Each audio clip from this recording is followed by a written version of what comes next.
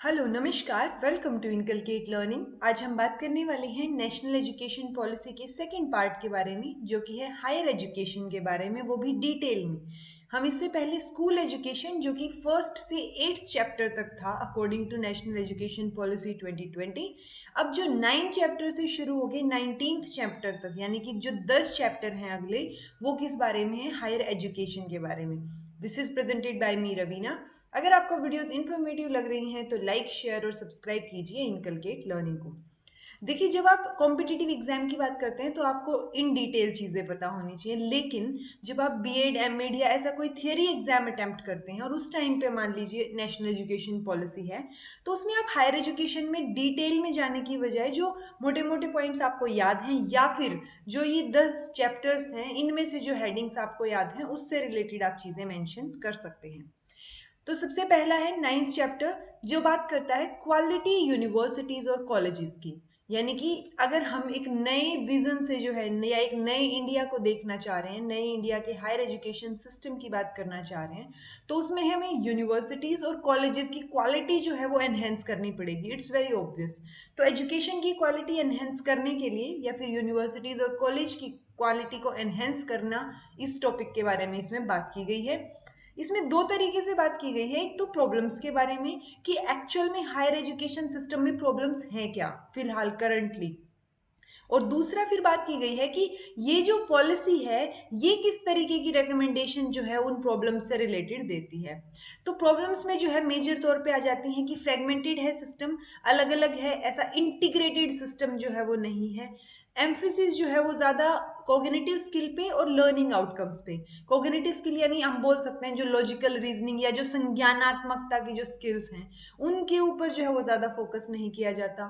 Rigid separation है discipline के बारे में, जो कि हम 11th 12th जो हमने देखा था, या फिर फर्दर भी जो है हायर ये तो हमने स्कूल एजुकेशन तक देखा था रिजिडनेस। उसके बाद जो है हायर एजुकेशन में भी रिजिडनेस है, क्योंकि वो रिजिडनेस जो है वो कंपैरेटिव है। यानी कि जब आप स्कूल एजुकेशन कर रहे हैं तो आपके जो सब्जेक्ट्स वहां होंगे उसी बेसिस पे आप फर्दर चीजें परस्यू करेंगे। तो उन चीजों से रिलेटेड क्या है? डिसिप्लिन से रिलेटेड रिजिडनेस है। फर्दर एरियाज स्टडी जो एरियाज हैं आगे स्टडी के लिए, limited access particularly in socio economically disadvantaged areas. यानी कि जो डिसएडवांटेज्ड एरियाज हैं, जहाँ पे सोशियो इकोनॉमिक डिसएडवांटेज्ड पर्सन रहते हैं, वहां पे क्या है? लिमिटेड एक्सेस है। तो कैसे जो है ये पॉलिसी जो है वो हायर एजुकेशन इंस्टीट्यूशंस को डेवलप करने की बात करती है, वो सॉल्यूशंस में आएगा। लिमिटेड टीचर्स हैं, इंस्टीट्यूशनल ऑटोनॉमी कम है, लिमिटेड है, ऐसा नहीं है कि इंस्टीट्यूशन अपने हिसाब से सारे डिसीजंस ले सकता है।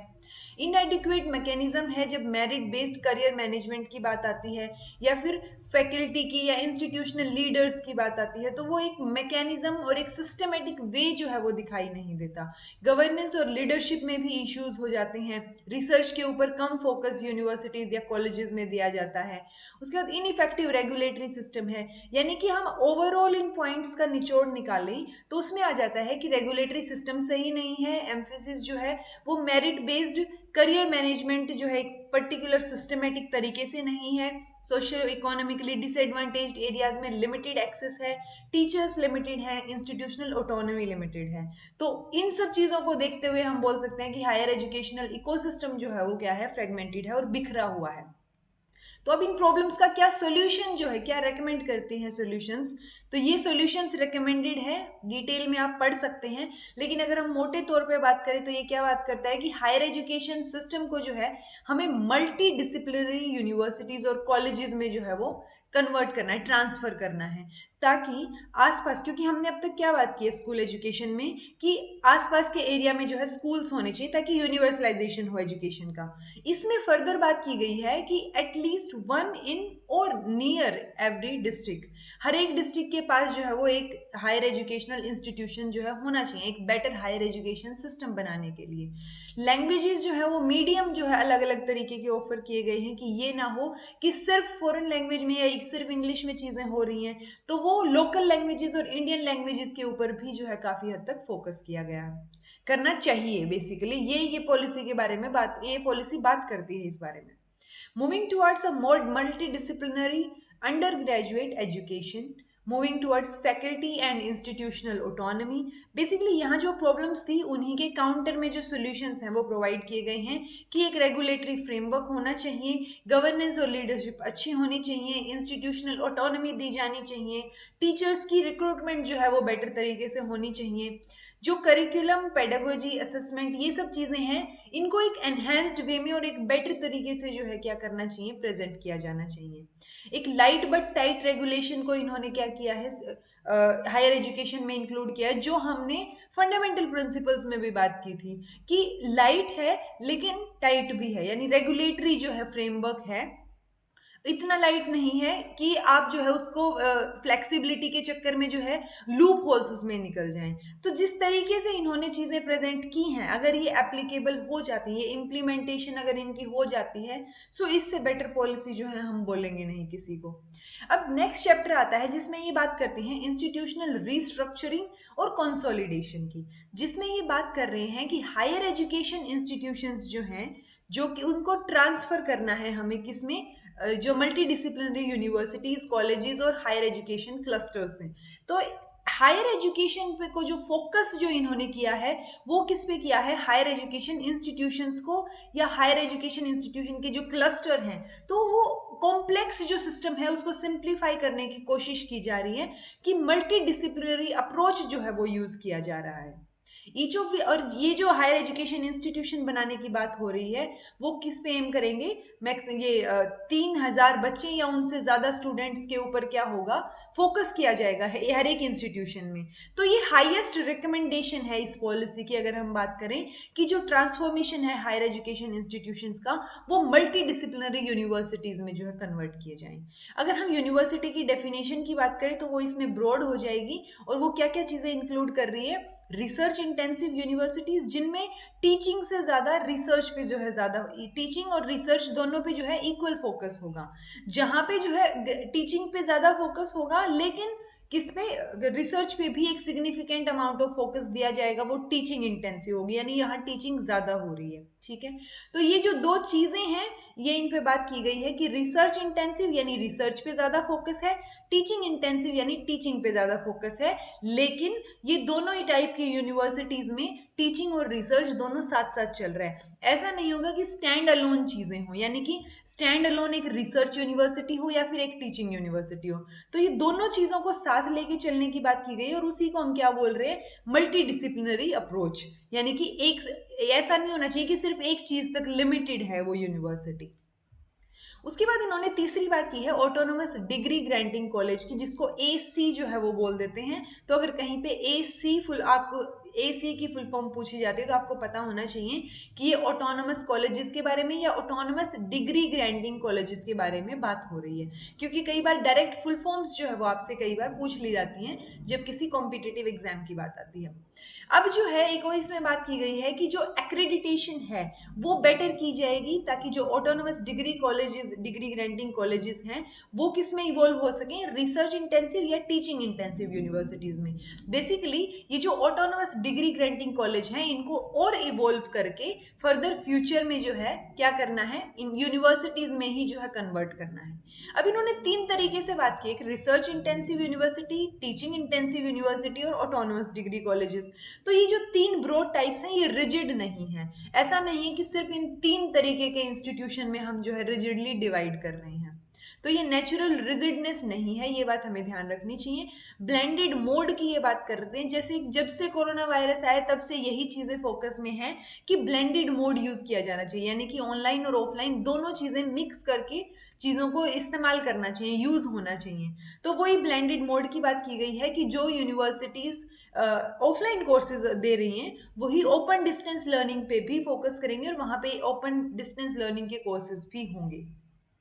अब जो टारगेट्स हैं हायर एजुकेशन के, जैसे हमने स्कूल एजुकेशन में भी पर्टिकुलर टारगेट्स की बात की थी कि वो किस तरीके से किस टाइम तक यूनिवर्सलाइजेशन अचीव करना चाहते हैं, तो वैसे ही हायर एजुकेशन इंस्टीट्यूशंस के लिए भी टारगेट्स हैं कि 2040 तक सारे के सारे जो हायर एजुकेशन इंस्टीट्यूशंस हैं उनको मल्टी डिसिप्लिनरी इंस्टीट्यूशन बनाने की कोशिश की जानी चाहिए, और 2030 तक at least one large multidisciplinary higher education institution in or near every district होना चाहिए। तो इन्होंने 10 साल का गैप जो है वो दे दिया, 10 साल का टाइम है सरकार के पास भी, या हम बाकी स्टेट और सेंटर दोनों गवर्नमेंट्स की बात करें तो ये पॉलिसी बोलती है कि 2030 तक जो है वो क्या होने चाहिए, हर एक डिस्ट्रिक्ट में या फिर आसपास के मतलब नियर बाई होनी चाहिए एक बड़ा multidisciplinary higher education institution जो है वो होना चाहिए। और 2040 तक तो जो हम क्या करेंगे, कोशिश करेंगे कि सारे के सारे ही मल्टी डिसिप्लिनरी इंस्टीट्यूशंस हों।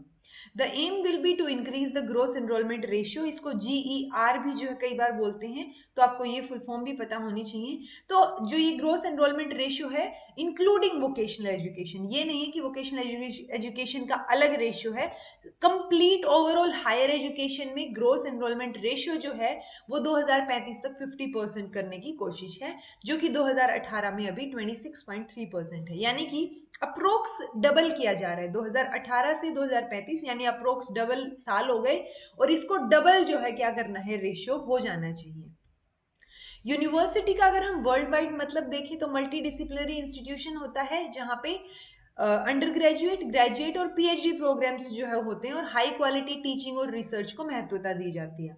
लेकिन प्रेजेंट कॉम्प्लेक्स नोमेनक्लेचर जो है हायर एजुकेशन इंस्टीट्यूशंस का, जैसे कि deemed to be university, affiliating university, तो जो कई तरह की यूनिवर्सिटीज जो बनाई गई हैं, तो वो हम ऑलरेडी एक वीडियो में बात कर चुके हैं जहां हम टाइप ऑफ यूनिवर्सिटीज की बात करते हैं। तो ये उसकी बजाय ये पॉलिसी चाहती है कि सिर्फ यूनिवर्सिटी में रिप्लेस हो जाएं चीजें, कि जैसे ही क्राइटेरिया और नॉर्म्स को वो फॉलो करते हैं, जो भी नॉर्म्स का होगा, जो भी क्राइटेरिया होता है यूनिवर्सिटी के लिए, वो फॉलो करते ही इंस्टीट्यूशन को डायरेक्ट यूनिवर्सिटी का दर्जा मिलना चाहिए, ना कि जो है अलग अलग तरीके से डीम्ड टू बी या एफिलिएटिंग। तो ये सब चीजों को हटा के ये कॉम्प्लेक्स सिस्टम को सिंप्लीफाई करना चाह रहे हैं, ये रिप्लेस करने की बात की गई है।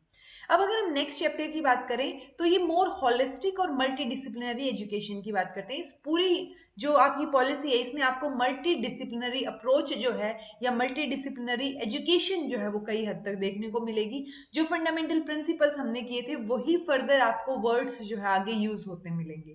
तो अब इन्होंने क्या बात की, किस तरीके का वैल्यूएबल और इंटीग्रेटेड मैनर में सिस्टम होना चाहिए जिसमें intellectual, aesthetic, social, physical, emotional, moral, हर तरीके का वैल्यू सिस्टम इंक्लूड होना चाहिए, तभी हम क्या बोलेंगे वो होलिस्टिक एजुकेशन हो रही है। फिर है मॉडल पब्लिक यूनिवर्सिटीज जो हैं होलिस्टिक और मल्टी डिसिप्लिनरी एजुकेशन के लिए, यानी कि IIT IIM इनसे भी जो इन सब के ऊपर से लगा लीजिए आप, तो वो मल्टी डिसिप्लिनरी एजुकेशन और रिसर्च यूनिवर्सिटीज जो है सेटअप करने की बात की जा रही है। और इसकी MERU जो है वो एब्रीवेशन होती है, जो आपको पता होनी चाहिए।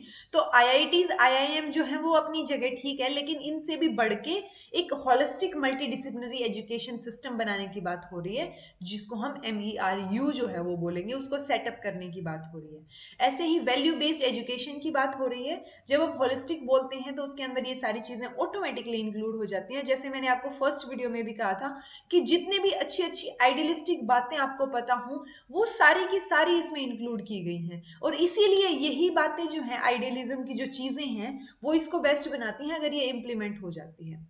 NRF जो है नेशनल रिसर्च फाउंडेशन एक सेटअप किया जाएगा, और वो क्या करेगा, हेल्प करेगा, सपोर्ट करेगा जो रिसर्च में है, यानी रिसर्च कल्चर को बढ़ावा देना है, रिसर्च में जो है वो आगे काम करने के लिए NRF जो है वो सेटअप किया जाएगा।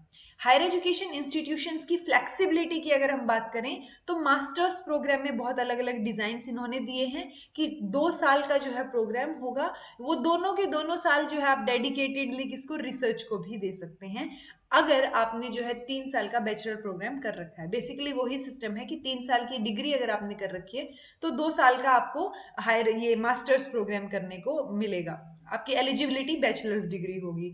अगर आपको 4 साल का बैचलर प्रोग्राम करना है विद रिसर्च, तो उसके लिए अगर आपने ये कर रखा है तो आप 1 साल का मास्टर प्रोग्राम भी कर सकते हैं। हम इसको छोटा सा एग्जांपल लेके ऐसे समझ सकते हैं, जैसे बैचलर प्रोग्राम में 4 साल की में BTech आ जाता है, तो उसमें रिसर्च जो है वो चीज इंक्लूड की जाएगी और 1 साल की फिर आप मास्टर्स जो है आपकी होगी। अगर आपने 3 साल का बैचलर प्रोग्राम कर रखा है तो आपकी 2 साल की मास्टर्स होगी।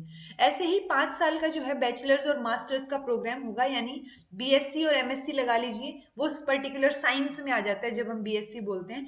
तो बैचलर और मास्टर यानी कि BA MA BSc केमिस्ट्री, वो कंप्लीट कोर्स होगा 5 साल का आपका। फिर है undertaking a PhD shall require either a master's degree or 4 साल का जो बैचलर डिग्री है विद रिसर्च। तो अगर आपने पीएचडी करनी है तो या तो आपने मास्टर्स डिग्री कर रखी हो जो कि अभी भी एप्लीकेबल है, और या फिर आपने 4 साल का बैचलर डिग्री कोर्स कर रखा हो लेकिन उसमें रिसर्च हो, विद रिसर्च आपका सब्जेक्ट होना चाहिए। एमफिल जो है वो डिसकंटिन्यू कर दी गई है, इसके बाद अब एमफिल जैसा कोई कोर्स जो है वो नहीं होगा।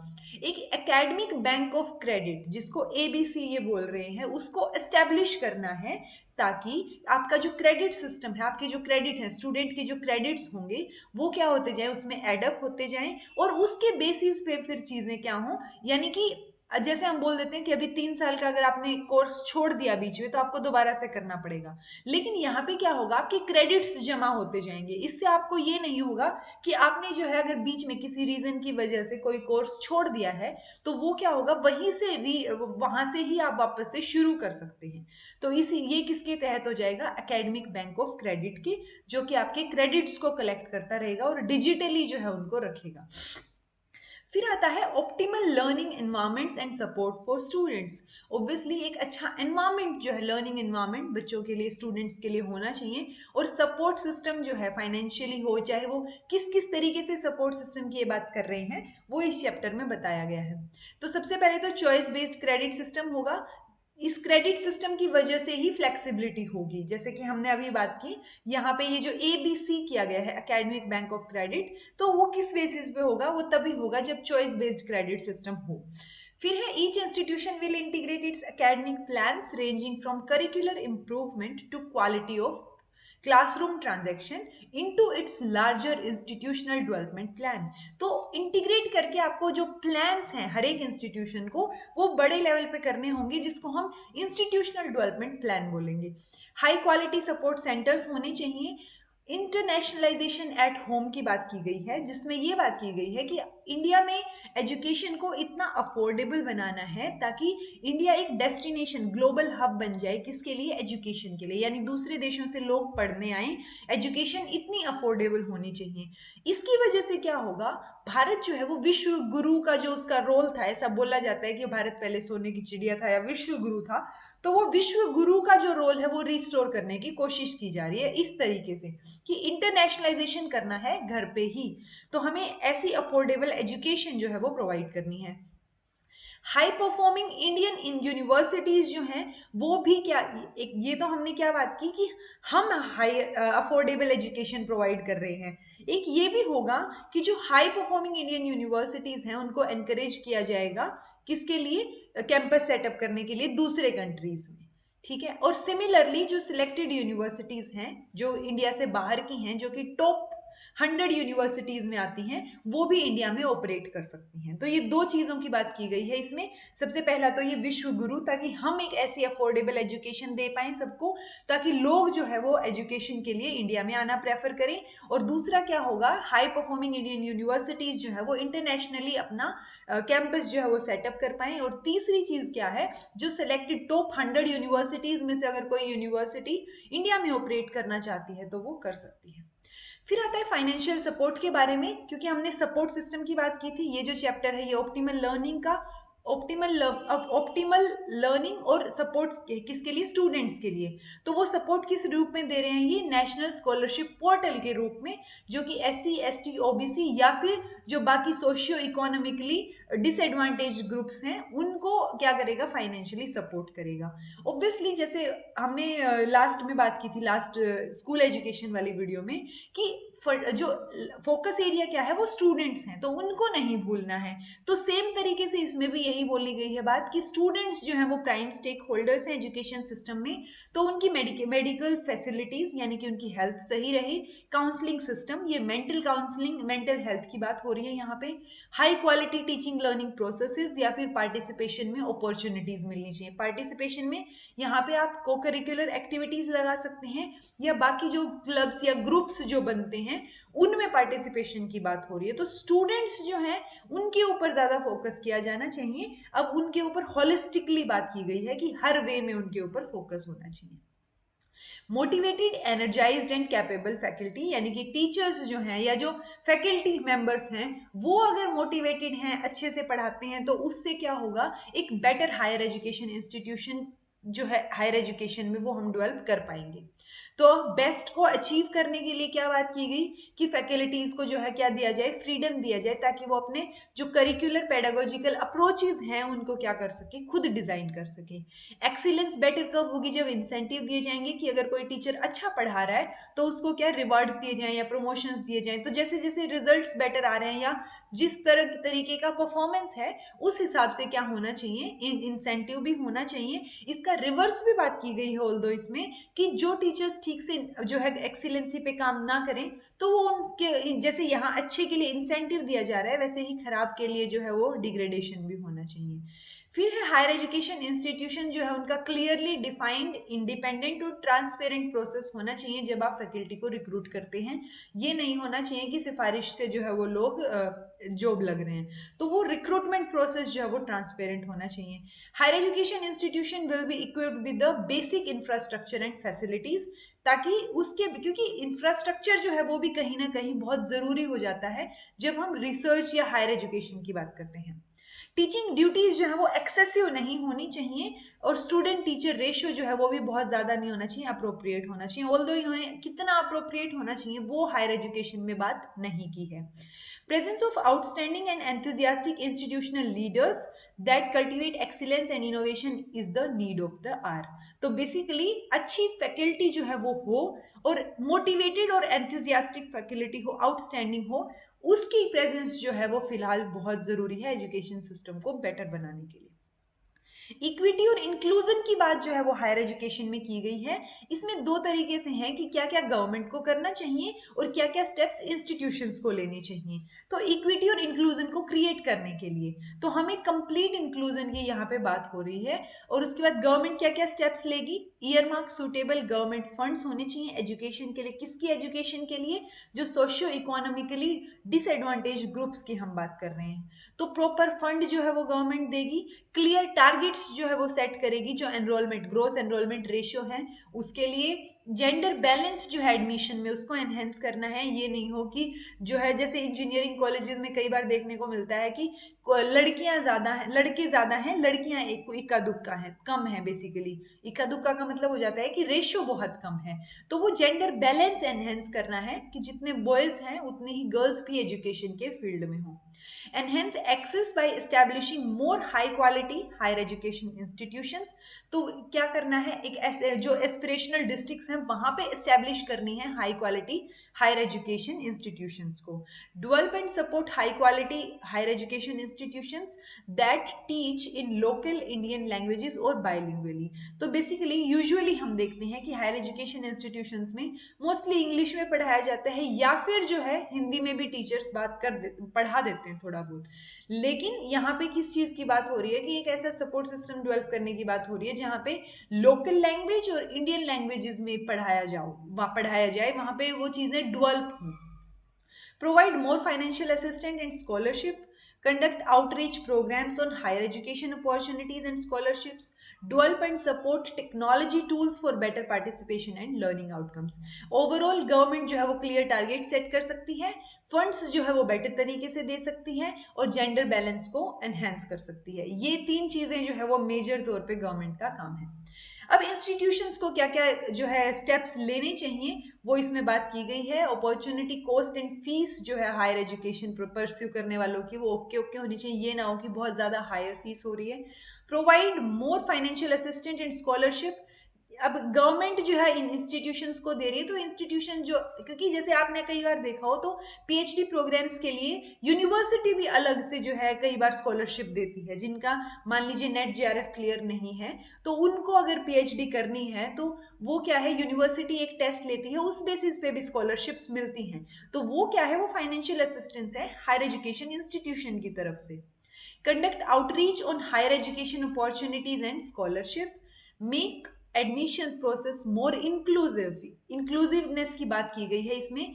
करिकुलम को इंक्लूसिव करने की बात की गई है, एम्प्लॉयबिलिटी जो है उसमें इंक्लूजन की बात की गई है, और एम्प्लॉयबिलिटी पोटेंशियल को इंक्रीज करने की बात की गई है। Develop more degree courses taught in Indian languages and bilingually, तो ऐसे कोर्सेज को ज़्यादा डेवलप करना है जो कि इंडियन लैंग्वेजेस में पढ़ाए जा सकें या फिर बायलिंगुअली पढ़ाए जा सकें।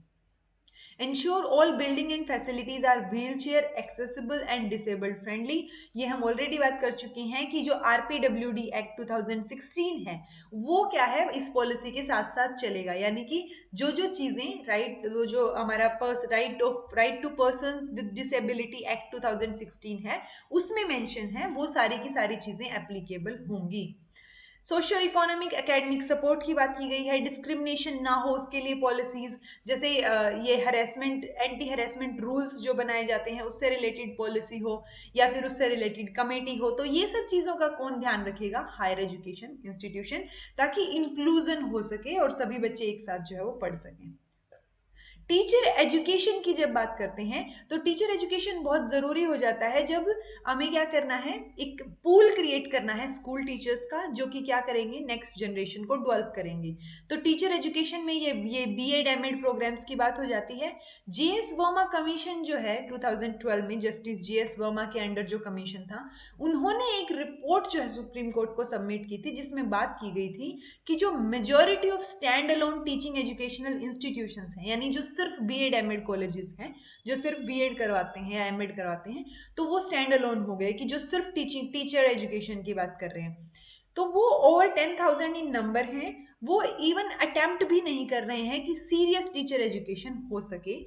बेसिकली वो सिर्फ डिग्री बेच रहे हैं, जैसे आजकल कई बार होता है कि बीएड एमएड जो है वो किस तरीके से होती है, सिर्फ नॉन अटेंडिंग होते हैं लोग और उनको वो जो प्राइवेट कॉलेजेस हैं वो करवा देते हैं बीएड, तो वैसे नहीं होना चाहिए। तो वो चीजें इसमें बात की गई थी जस्टिस जीएस वर्मा कमेटी में, जो कमीशन था, उन्होंने ये रिपोर्ट में बोला था कि वो जो है उनके ऊपर जो है काम होना चाहिए। तो इसको देखते हुए उन्होंने भी अब इस पॉलिसी में क्या बोला गया है कि जो स्टैंड अलोन टीचिंग इंस्टीट्यूट्स हैं वो क्या होंगे, मल्टी डिसिप्लिनरी होंगे, यानी सिर्फ बीएड एमएड कॉलेजेस नहीं होंगे। अब 2030 का टारगेट दिया है कि only educationally sound multi disciplinary और इंटीग्रेटेड टीचर एजुकेशन प्रोग्राम्स जो है वो होने चाहिए, और इस तरीके के इंटीग्रेटेड टीचर एजुकेशन प्रोग्राम्स पे हमें फोकस करना है। अब टीचर एजुकेशन प्रोग्राम्स की बात हो रही है तो 4 साल का इंटीग्रेटेड बीएड, यानी कि फिलहाल क्या, अगर हम फिलहाल की बात करें तो आपने जो है बीएससी या एमएससी कर रखी हो या बैचलर्स या मास्टर्स कर रखी है, उसके बाद बीएड कंपलसरी है अगर आप स्कूल में पढ़ाना चाहते हैं। तो मिनिमम डिग्री क्वालिफिकेशन जब 2030 की बात आएगी तो वो क्या होगा, वो 4 साल का इंटीग्रेटेड बीएड कोर्स होगा। वो क्या करना, वो डिग्री प्लस बीएड हो जाएगा आपका 12th के बाद, तो वो क्या है, वो कंपलसरी हो जाएगा स्कूल टीचर बनने के लिए। दो, अगर आपने बैचलर कर रखी है किसी स्पेशलाइज्ड सब्जेक्ट में तो फिर वो क्या हो जाएगा, 2 साल की बीएड हो जाएगी। और अगर आपने 4 साल का undergraduate degree specialised subject के साथ कर रखा है जैसे बीटेक, तो आपके पास क्या हो जाएगा, 1 साल का बीएड होगा। तो ये 4, 2 और 1 की बात की गई, जो स्कूल एजुकेशन के टाइम पे जो हमने पिछली वीडियो की थी उसमें भी सेम चीज इन्होंने बताई थी। जितने भी all stand alone teaching educational institutions होंगे उनको कन्वर्ट करना पड़ेगा मल्टी डिसिप्लिनरी इंस्टीट्यूशंस में 2030 तक, since they will have to offer the 4 year integrated teacher preparation programme, या फिर जो है वो किसी कोई और प्रोग्राम्स ऑफर करेंगे। तो बेसिकली सिर्फ जो है बीएड कॉलेजेस नहीं होने की बजाय मल्टी डिसिप्लिनरी इंस्टीट्यूशंस होंगे। The use of technology platforms जैसे कि स्वयं है या दीक्षा है, तो वो ऑनलाइन ट्रेनिंग जो है टीचर्स की उसके लिए वो एनकरेज किए जाएंगे कि ज़्यादा से ज़्यादा टीचर एजुकेशन पे फोकस किया जाए। नेशनल मिशन फॉर मेंटोरिंग, ये फोकस वाली बात है, बहुत नई अच्छी चीज है। इसको एस्टेब्लिश करने की बात की गई है जिसमें ये बात करते हैं कि जो आउटस्टैंडिंग सीनियर और रिटायर्ड फैकल्टी है उनको, जो कि वॉलेंटियरली काम करना चाहते हैं, उनका हमने क्या करना है, एक वो मेंटोर की तरह काम करेंगे जो बाकी आने वाली पीढ़ी है उसके लिए, जिनमें एबिलिटी है, जो अलग अलग इंडियन लैंग्वेजेस में पढ़ा सकते हैं, जो कि विलिंग भी हैं यानी इच्छुक हैं शॉर्ट या लॉन्ग टर्म मेंटोरिंग के लिए या प्रोफेशनल सपोर्ट के लिए। किसको, यूनिवर्सिटी और कॉलेज के टीचर्स को। तो बेसिकली जो टीचर मान लीजिए कोई एचओडी हैं या फिर जो डॉक्टर, उन्होंने ऑलरेडी पीएचडी कर रखी है, इतने साल का एक्सपीरियंस है, अब वो रिटायर हो रहे हैं, तो वो क्या कर सकते हैं, अब विलिंगली, उनकी इच्छा होनी चाहिए ऑब्वियसली, तो वो शॉर्ट और लॉन्ग टर्म मेंटोरिंग या प्रोफेशनल सपोर्ट जो है वो यूनिवर्सिटी और कॉलेज के टीचर्स को दें। इस तरीके का नेशनल मिशन फॉर मेंटोरिंग जो है वो एस्टेब्लिश करना है। री imagining vocational education.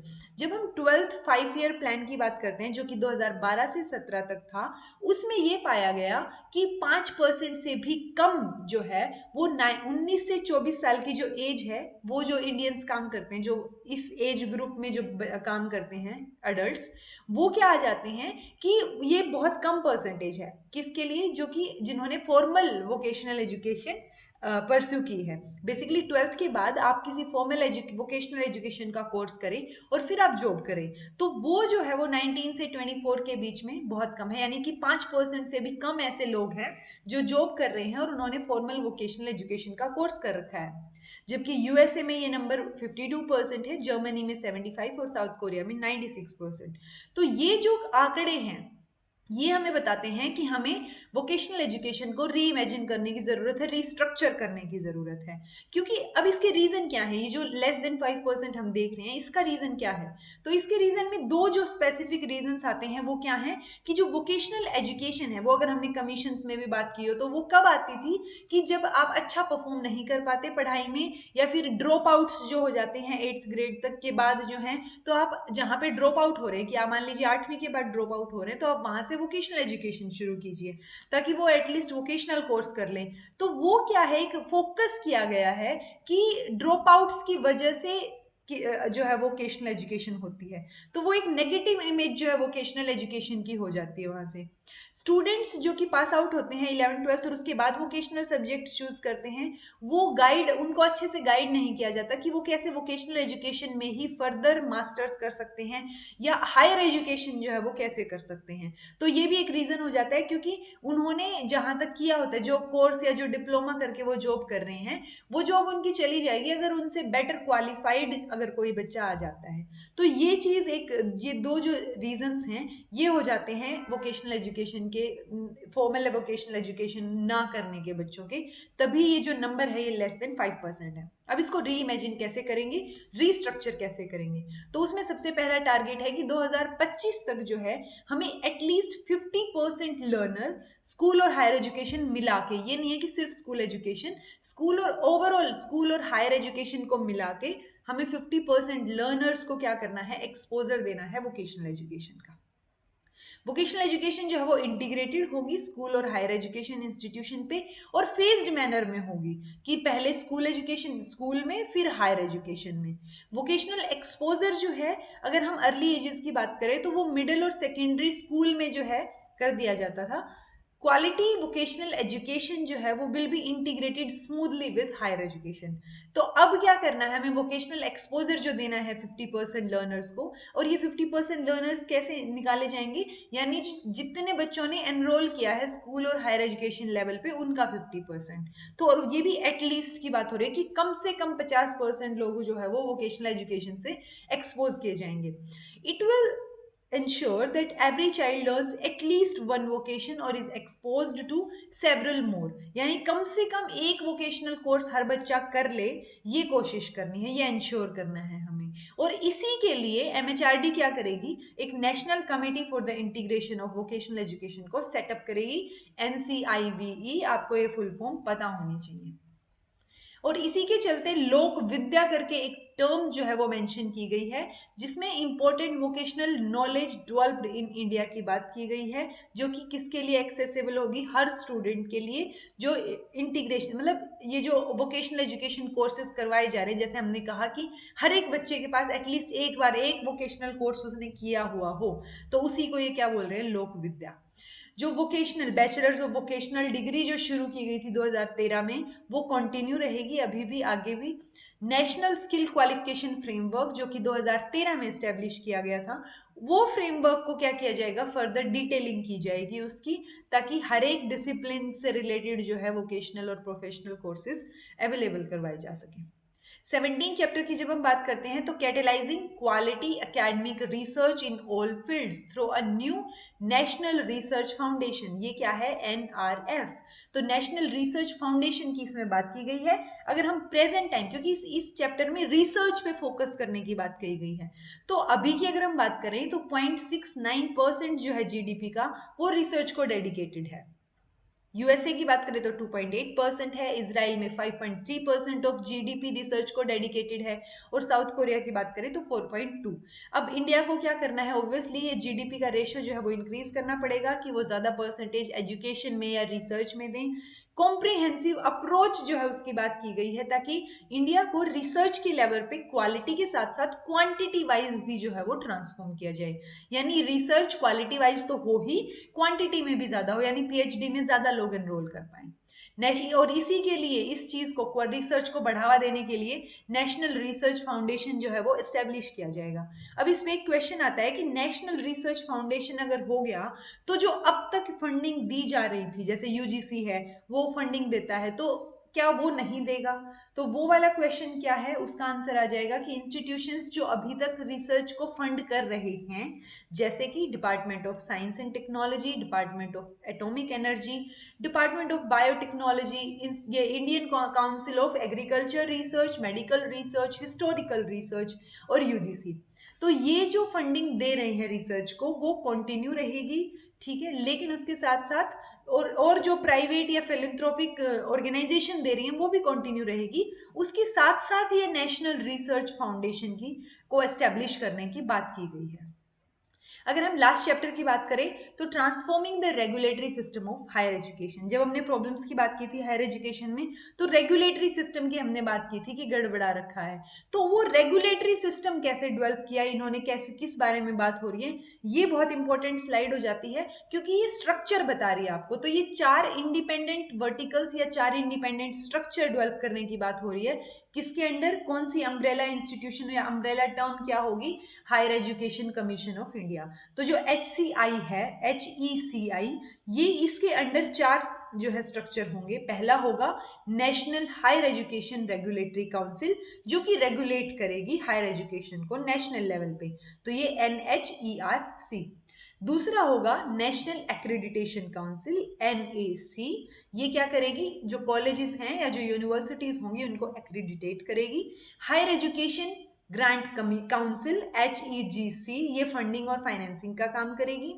General education council, जिसके अंडर ये बेसिकली एकेडमिक स्टैंडर्ड्स के लिए है, और इसमें national higher education qualification framework जो है वो डेवलप कौन करेगा, अब जनरल एजुकेशन काउंसिल, GEC। तो ये जो national higher education qualification framework है, ये किसकी सिंक्रोनाइजेशन में होगा, जो हमारे पास already national skill qualification framework है उसको देखते हुए ये डेवलप किया जाएगा।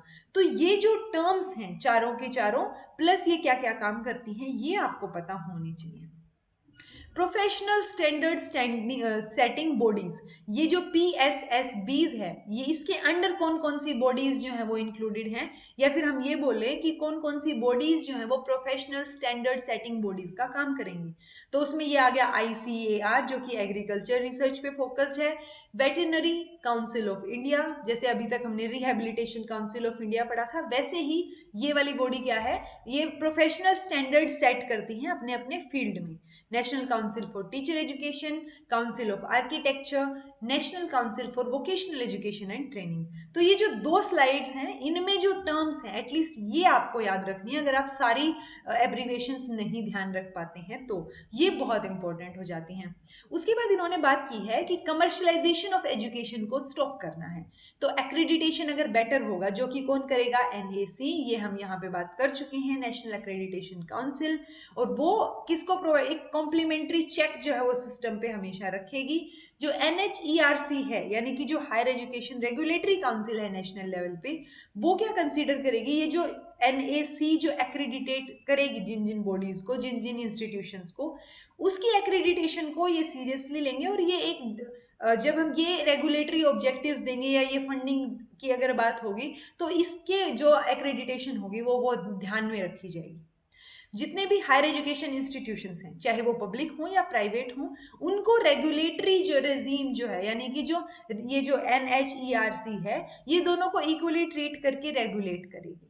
तो ये थे हमारे 18 तक चैप्टर्स जो कि हायर एजुकेशन के बारे में डीपली बात करते हैं। फिर आता है 19th लास्ट चैप्टर। इसमें बात की गई है effective governance and leadership for higher education institutions की, यानी कि कैसे आप गवर्न करेंगे उनको। तो इसमें एक बोर्ड ऑफ गवर्नर जो है वो एस्टेब्लिश करने की बात की गई है, जो कि हाईली क्वालिफाइड होंगे, कॉम्पिटेंट होंगे और डेडिकेटेड और एंथुजियास्टिक जो है इंडिविजुअल्स इसमें रिक्रूट किए जाएंगे। जो ये क्या, अब जो BOG होगा, जो बोर्ड ऑफ गवर्नर होगा, वो उसका काम क्या होगा, वो रिस्पॉन्सिबल होगा किस चीज के लिए, जो रेगुलेटरी गाइडलाइंस जो दी जाएंगी तक वो मीट कर रही है या नहीं। और वो रेगुलेटरी गाइडलाइंस कौन देगा, वो क्या HECI के अंडर जो NHERC है वो क्योंकि ये रेगुलेटरी काउंसिल है ना, तो ये रेगुलेटरी गाइडलाइंस देगा। तो वो मीटअप हो रही है या नहीं वो कौन चेक करेगा, बोर्ड ऑफ गवर्नर्स। जितनी भी लीडरशिप पोजीशंस होंगी, जैसे HOD हैं या और डीन है, डीन एकेडमिक अफेयर्स, या जो भी डीन की पोस्ट जो होती है, तो जितनी भी लीडरशिप पोजीशंस हैं या हेड ऑफ इंस्टीट्यूशंस हैं, उनको उनकी जो रिक्रूटमेंट होगी वो फेयर होगी और वो उनकी हाई एकेडमिक क्वालिफिकेशन जो है वो होनी चाहिए, लीडरशिप कैपेबिलिटीज उनमें होनी चाहिए, ताकि वो कॉम्प्लेक्स सिचुएशन को भी मैनेज कर ले। Selection shall be carried out by BOG through a rigorous, impartial, merit-based, competency-based process led by eminent expert committee, जो कि कौन बनाएगा, BOG। तो बेसिकली ये जो लीडरशिप पोजीशंस को फिल किया जाएगा, वो कौन फिल करेगा, उनकी रिक्रूटमेंट का कौन ध्यान रखेगा, BOG। और वो क्या करे, BOG क्या करेगा, एक एमिनेंट एक्सपर्ट कमेटी बनाएगा जो कि सिलेक्शन जो है इनका करेंगी। इंस्टीट्यूशनल डेवलपमेंट प्लान जो है वो प्रिपेयर किया जाएगा किसके द्वारा, जॉइंटली, ये बोर्ड मेंबर्स के द्वारा, institutional leaders, faculty, student, staff. तो डेवलपमेंट प्रोग्राम में जो है वो सबकी भागीदारी रहेगी। So this was all about today. Thank you so much for watching.